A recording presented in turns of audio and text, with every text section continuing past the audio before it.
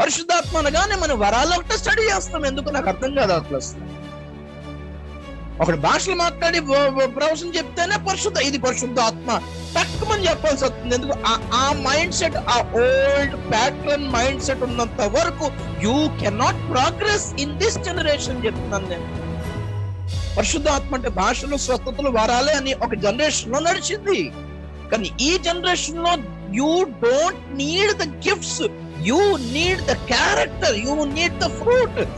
ఈ కాలంలో వరాలు కాదు, ఫలాలు చాలా అవసరం. 2 తిమోతి 1:7 దేవుడు మనకు శక్తియు ప్రేమయు ఇంద్రియ నిగ్రహము గల ఆత్మనే ఇచ్చెను గాని పిరికితనము గల ఆత్మను ఇయ్యలేదు. God has given us the spirit of power, love and ఏముంది ఇంగ్లీష్ లో? Sound mind. వావ్. ఒరియాలో సుబుద్ధి ఆత్మ, తెలుగులో బాగుంది. ఇంద్రియ నిగ్రహము గల ఆత్మ అంటే ఏంటి చెప్పండి? ఇంద్రియములు అంటే ఏంటి? ఇంద్రియములు అంటే సెన్సెస్. చూపు, వికిడి, టేస్ట్, స్మెల్ అండ్ ఫీలింగ్, స్పర్శ, టచ్, 5 సెన్సెస్ కదా. ఈ ఇంద్రియములంటే ఇవి. వీటిని నిగ్రహించుకునే ఆత్మ అంట పరిశుద్ధాత్మ. ఏంటంట? భాషలు ఇచ్చిన ఆత్మ, స్వస్థత ఇచ్చిన ఆత్మ, అవసరాలు ఇచ్చిన ఆత్మయే కాకుండా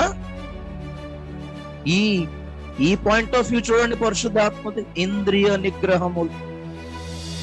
ఎవరిని చూస్తే మనకు కోపం వస్తుంది, వెంటనే సెన్సెస్ వర్క్ చేయడం స్టార్ట్ అవుతుంది. ఏ మాట వింటే మనకు కోపం వస్తుంది,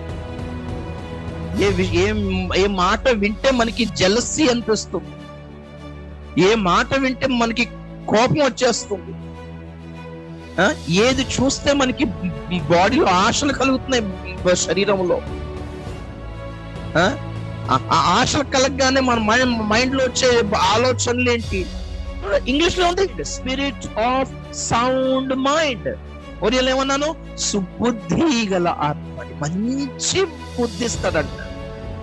ఎన్ని గలిబిలు మన ఎదుట జరుగుతున్నా మనకు పరిశుద్ధాత్మ ఏం చేస్తాడంటే how to see them in a positive way that it would not effect our spiritual life.